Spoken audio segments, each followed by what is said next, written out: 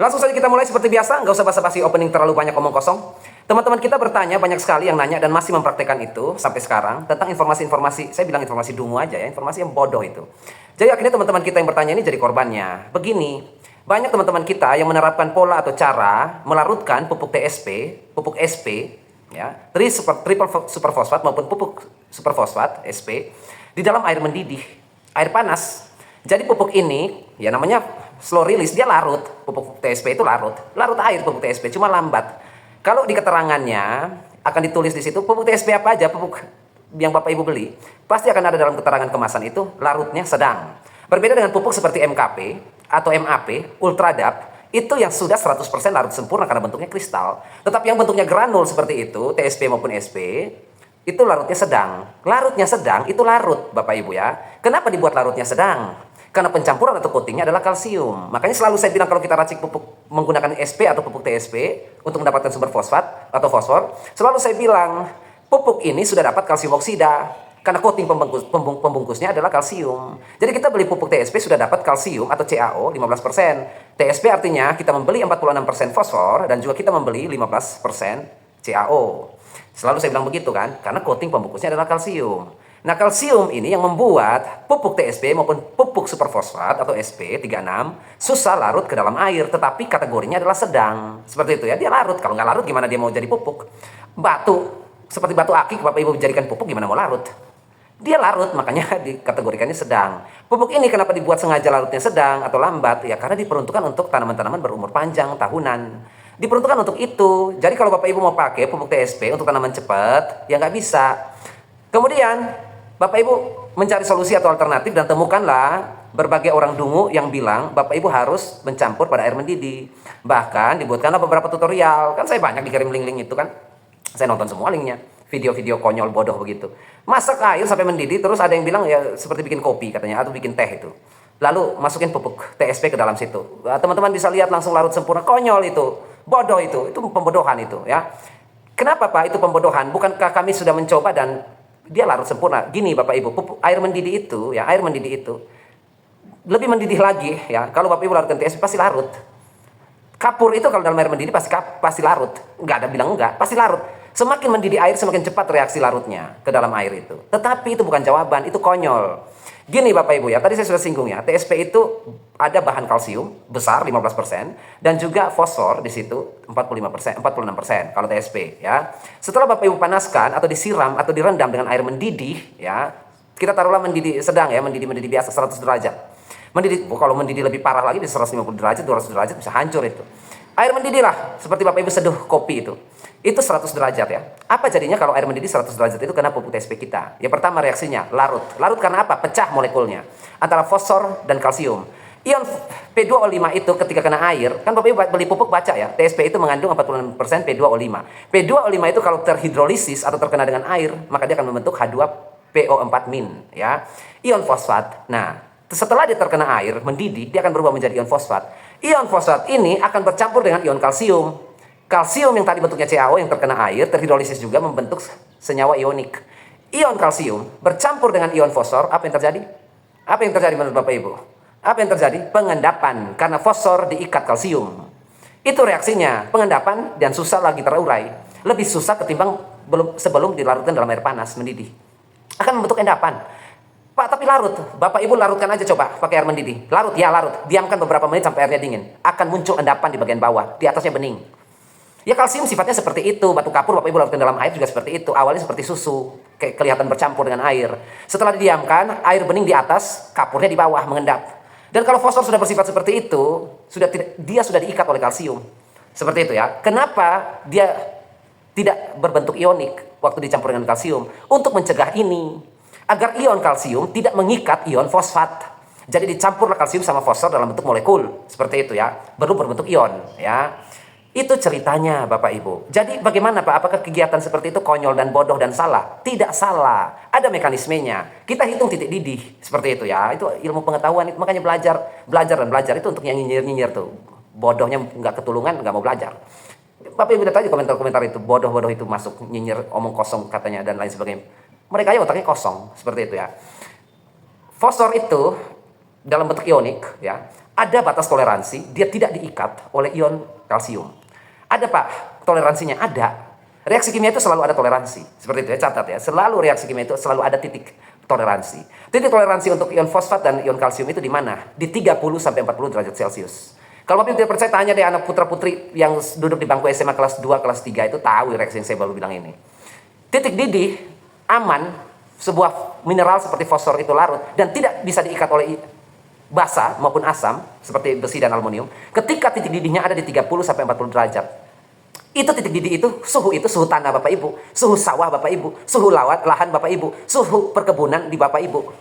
Tanah Bapak Ibu itu kalau panas terik itu 30 sampai 40 derajat, itu suhunya. Kenapa pupuk ini dibuat seperti itu? Karena dia sudah tahu di Indonesia ini suhu itu 30 derajat sampai 40 derajat di tanah kita. Tidak akan lebih dari itu. Tidak akan tanah kita dipapar matahari lalu suhunya naik 150 derajat, nggak mungkin. Karena mereka tahu kalau naik seperti itu akan diikat oleh kalsium. Jika pH tanah kita basah, banyak kapurnya, atau terikat oleh besi dan aluminium. Kalau tanah kita cenderung asam, berlogam. Pembuat pupuk sudah tahu itu, seperti itu. Nah, jadi kalau mau larutkan pupuk TSP itu, misalnya Bapak Ibu tidak mau beli Ultradap, ya kan? Tidak mau beli MAP kan? Mono amonium fosfat. Tidak mau juga beli MKP kan? Monokalium fosfat, tidak mau kan? Karena kenapa, Pak? Ya, harganya 80.000, 86.000. Bapak Ibu bayangkan ya, MAP itu atau Ultradap itu 86.000, hampir 100.000 per kilo. Sedangkan TSP 14.000 rupiah. Berapa kali lipat itu murahnya. Makanya kita mau beli pupuk yang murah TSP ya. Tetapi kita mau daya larutnya sama seperti Ultradap. Gimana Pak ceritanya? Air hangat. Air hangat beda dengan air panas. Air yang Bapak Ibu ada pengukur suhu, Bapak Ibu ambil air hangat, som-som kuku istilahnya, bukan panas. Ya, dia mau bilang dingin enggak, mau bilang hangat juga enggak, som-som kuku. Itu suhunya ada di 30 sampai 40 derajat. Kita ikuti metode titik didih fosfat. Jadi kita pakai itu, aturan itu ya. Kita rendamlah pupuk TSP dalam 30 sampai 40 derajat Celcius air. Setelah itu dia akan larut ya. Tetapi di suhu seperti itu, ion kalsium tidak mampu mengikat ion fosfat. Jadi tetap sifatnya encer, larut, tetapi bisa diaplikasikan dan tanaman mendapatkan manfaat. Tetapi kalau sudah pakai air mendidih, air panas mau bikin kopi, konyol. Akhirnya diikat setelah jadi endapan, Bapak Ibu berikan kepada tanaman. Tanaman nggak tahu apa yang Bapak Ibu berikan. Karena tanaman taunya ini ada cairan yang diberikan ke saya. Tapi cairan ini sifatnya adalah kalsium yang sudah membungkus fosfor. Tanaman nggak bisa lagi ambil fosfor dari si kalsium itu kalau sudah diikat. Caranya gimana ya? Kita harus andalkan asam organik dari si akar tanaman. Tanaman punya asam organik yang nanti akan menangkap kalsium yang sudah membungkus fosfor kita itu, memperangkap fosfor kita itu, lalu dia tularkan atau disebarkan zat asam itu, asam organik namanya, kepada kalsium, sehingga kalsium mau melepaskan fosfor sedikit demi sedikit. Akhirnya tanaman yang tadinya siap makan fosfor jadi disuruh kerja. Yang harusnya dia tinggal makan aja, kita suruh dia kerja lagi karena kesalahan kita. Seperti itu ya. Nah, jadi itu reaksinya. Jadi nggak usah ikutin informasi yang bodoh-bodoh begitu, nggak usah Bapak Ibu ya. Nggak usah tonton video-video yang bodoh. Dihilangkan aja dari bayangan Bapak Ibu semua kalau yang bodoh-bodoh gitu. Karena begini Bapak Ibu, orang bodoh itu berkembang biak lebih cepat daripada orang cerdas ya. Mereka itu seperti mikroba ya. Jadi setiap 10 menit membelah diri menjadi banyak. Seperti itu. Akhirnya banyak hoax, banyak informasi bodoh dan berkeliaran di mana-mana. Nggak usah ikut-ikutin yang kayak gitu. Kalau mau larutkan fosfor TSP ya, Bapak Ibu larutkan di suhu 40 sampai 30 derajat saja udah cukup itu, udah larut itu. Atau lalu gini ya prosedurnya ya. Ambil air 1 liter, larutkan pupuk fosfor ya. Di air itu yang suhunya 30 sampai 40 derajat Celcius. Setelah itu Bapak Ibu aduk-aduk sekitar 10 sampai 15 menit saja. Aduk 5 menit juga cukup itu. Setelah itu didiamkan. Beberapa menit kemudian, nggak sampai 20 menitan. Larut itu, sudah bisa diaplikasikan. Nah, kenapa pupuk TSP dibuat seperti itu? Karena dia dibuat untuk tanaman berumur panjang, ya, tanaman puluhan tahun. Agar tanaman bisa menyerap sedikit demi sedikit. Atau bisa diperuntukkan sebagai pupuk dasar. 2 minggu sebelum cabai masuk, tomat terong masuk, alpukat semangka masuk, kita sudah kasih itu. Seperti itu ya, itu pupuk dasar. Tidak bisa kita pakai pupuk seperti MAP atau MKP atau Ultradap sebagai pupuk dasar, nggak bisa ya. Karena mereka larut sempurna, mudah sekali tercuci, mudah sekali terkikis, mudah sekali menguap. Kita cepat sekali serap, jadi kita kasih pada saat tanaman membutuhkan, segera. Seperti itu ya, pupuk fast istilahnya. Kalau pupuk TSP, Bapak Ibu beli, maksudnya begini ya, saya mau beli Ultradap tapi mahal. Saya belilah TSP yang Rp14.000, murah meriah. Tetapi saya mau dia larut cepat karena tanaman saya bukan tahunan Pak, bukan tanaman pohon Pak. Saya tidak mungkin, saya petani miskin, saya nggak mungkin beli Ultradap atau MKP. Saya bisanya beli TSP, tapi saya mau kerja larutnya itu sama seperti MKP, MAP. Gimana Pak? Bisa nggak? Bisa. Bapak Ibu larutkan pakai 30 derajat Celcius. Bukan air mendidih. Seperti itu ya. Itu tambah rugi lagi kalau pakai air mendidih. Ini berlaku untuk semua unsur ya. Jangan Bapak Ibu pikir ini hanya saya jelaskan pupuk TSP atau pupuk superfosfat seperti SP36 dan lain sebagainya. Yang pupuk yang lain yang Bapak Ibu merasa bahwa dia keras seperti batu dan berpikir mau pakai air mendidih, Bapak Ibu sudah dengar penjelasannya kan? Saya sudah konyol-konyolin mereka dan saya nggak mau Bapak Ibu juga seperti itu ya. Kita lebih cerdas sedikit agar kita bisa membangun pertanian kita lebih maju lagi ke depannya ya. Jadi seperti itu saja, udah tinggalkan aja itu Bapak Ibu yang kemarin nanya. Ada yang sudah praktek juga nggak usah, itu anggap aja buang rugi lah istilahnya ya. Kedepannya kalau mau larutkan pakai air yang suhunya suam-suam kuku saja sudah cukup itu ya. Nah kalau untuk Bapak Ibu semua yang di tempat Bapak Ibu pupuk TSP, ada yang komen katanya di tempat saya sudah 18.000 Pak, tempat saya sudah 20.000 Pak. Kalau beli banyak rugi juga. Bapak Ibu mau nggak saya kasih link pupuk TSP? Ya, itu penjualannya paling banyak itu di pasar online, harganya murah, paling murah meriah. Itu sekitar 13.000 atau 14.000 14.000. Murah sekali per kilo itu, murah meriah.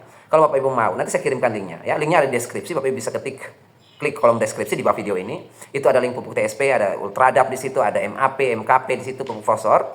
Yang harganya saya pilihkan yang paling murah ya. Atau Bapak Ibu sentuh saja layar ini untuk bisa mendapatkan pupuk tersebut ya. Saya bukan jualan. Ada yang komen jualan, ujungnya jualan. Ngapain saya jualan? Sekarang gini, Bapak Ibu mau beli mobil nih ya. Uang Bapak Ibu yang misalnya mau beli apa? Mobil apa? Innova, Reborn ya, Toyota Innova misalnya.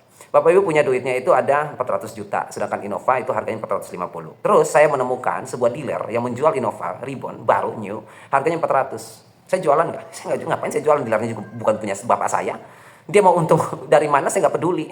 Dia mau mobilnya laku terjual saya nggak peduli, nggak ada hubungan saya sama dia. Yang ada hubungan itu saya sama Anda, supaya Anda tidak keluarkan duit lebih banyak seperti itu. Jadi lagian gini ya, kalau misalnya saya mau ikuti mau si orang tolol-tolol ini, ujung-ujungnya jualan. Kalau saya jualan kenapa? Emangnya saya nyuri? Kan gitu kan, orang jualan salah, orang usaha salah, ya kan? Orang nyuri salah, orang begal salah. Terus maunya apa? Maunya bodoh kayak lo. Kan konyol juga kan? Dia jadi gini, orang itu model-model yang nyinyir-nyinyir ini sifatnya itu seperti ini. Mereka itu suka lihat orang susah. Kalau orang susah mereka senang tuh. Tetapi mereka akan susah kalau lihat orang senang. Ya, mereka akan senang lihat orang susah, tetapi susah kalau melihat orang senang. Nah, itu orang-orang seperti itu. Akhirnya orang yang mereka suka nyinyir, hidupnya senang-senang terus, sedangkan mereka hidupnya susah terus. Iyalah, itu logikanya seperti itu Bapak Ibu. Karena gini, saya punya waktu 1 jam, saya produktif. Seperti itu ya. Bapak Ibu punya waktu 1 jam, tapi Bapak Ibu pakai waktu itu dengan kerja.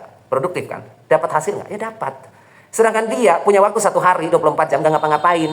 Dapat hasil nggak? Dapatnya cuma kohe, seperti itu ya. Dapatnya cuma kohe kambing, seperti itu. Jadi, kalau Anda nyinyirlah seperti itu. Karena semakin Anda nyinyir, buang waktu, saya semakin tertawa, karena saya terus maju, ya, saya terus melangkah, kesuksesan tentu saja akan menghampiri saya. Tapi kalau kamu si hidupnya yang tidur-tiduran, main HP, nyinyir-nyinyir sana sini, semua serba nggak bener, ya, balik ke cermin dan lihat hidup kamu itu berantakannya bukan main. Seperti itu ya. Oke, lanjut, besok kita akan bahas tentang pertanyaan yang banyak juga tentang tanaman buahnya mengecil. Pak, saya heran ini, tanaman saya kok buahnya makin lama makin mengecil. Masalahnya di mana? Nanti besok kita bahas itu. Ada 5 poin kurang lebih ya, 4 atau 5 poin penting saja. Ada banyak indikasinya itu supaya buahnya bisa besar kembali seperti sedia kala. Jadi saya kasih yang inti-intinya saja besok biar Bapak Ibu bisa lakukan tindakan lebih cepat agar buah yang sudah mengecil itu kembali membesar, agar hasil panennya meningkat ya. Kalau meningkat kan ekonomi Bapak Ibu jadi bagus ya. Oke, baik, sampai jumpa besok dan akhir kata saya ucapkan tetaplah selalu berbagi dan menabur kebaikan setiap saat.